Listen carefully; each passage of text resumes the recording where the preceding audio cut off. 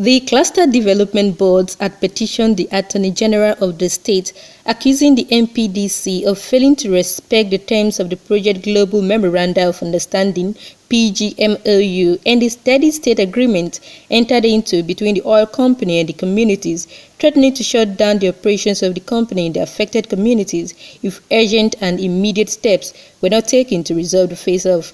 The Attorney General and Commissioner for Justice, Mr. Peter Mrakpo, presided over the mediation between the cluster development boards of the various communities that make up the OML 34 and representatives of the multinational oil giant NPDC.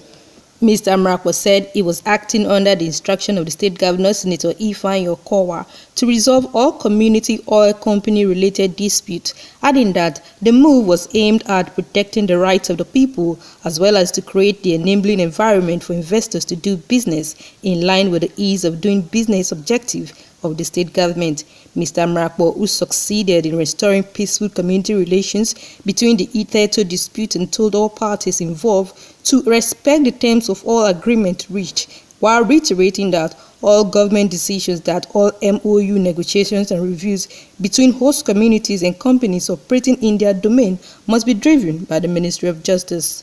The Justice Commissioner warned that the era when terms of agreements were violated with impunity was over, as the Ministry of Justice will now henceforth enforce compliance of terms of MOUs through the court system.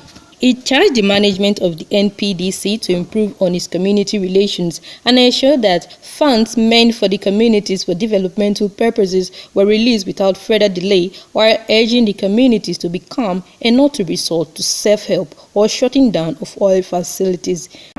So we're always having meetings, trying to ensure that there's no disruption, nobody is changed.